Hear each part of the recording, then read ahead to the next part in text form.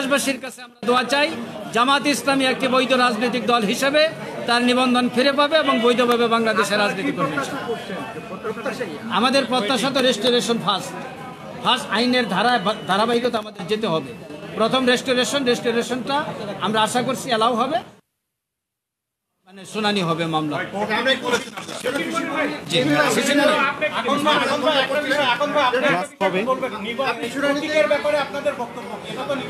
একটা রাজনৈতিক দল নিবন্ধন প্রাপ্ত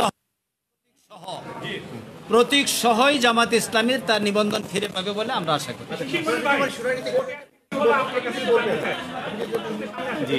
একটু সামনে আসবেন। কোর্টে যা হয়েছে যে আজকে মূলত যে আপিল মামলাটি ডিসমিস ফর ডিফল্ট হয়েছিল, এইটারই পুনরুজ্জীবনের আবেদন করা হয়েছিল। জাজ ইন চেম্বারে আমরা বলেছি যে সমস্ত কারণে একটি মামলাকে পুনরুজ্জীবন করা যায়, এটা আপিল ডিভিশনের রুলস 20-তে বর্ণনা করা আছে। এই রুলস 20 অনুযায়ী আমরা দরখাস্ত করেছিলাম, সেই দরখাস্ত শুনানি হয়েছে। সেখানে 21শে অক্টোবর পূর্ণাঙ্গ বেঞ্চে টুয়ার্ড স্টপ অগ্রাধিকারের ভিত্তিতে শুনানি হবে, এই মর্মে আদেশ পাস করেছে।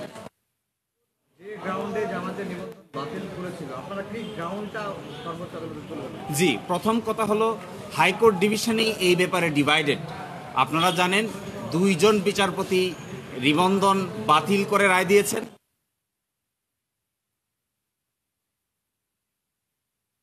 নিবন্ধন বাতিলের পক্ষে যিনি আর্গুমেন্ট করেছেন তিনিই বলেছেন যে ব্যক্তি নিবন্ধনের মামলা এইভাবে বাতিল করার জন্য দায়ের করেছেন তিনি নিজেই পক্ষ দোষে দুষ্ট।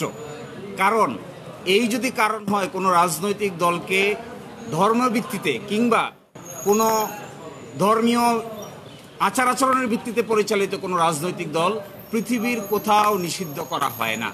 এবং Jamaat is a democratic political party. বাংলাদেশের সকল পার্লামেন্টে জামাতের রিপ্রেজেন্টেশন ছিল। এইভাবে কোনো কাউকে নিবন্ধন থেকে বাতিল দেওয়ার কোনো কারণ থাকতে পারে না।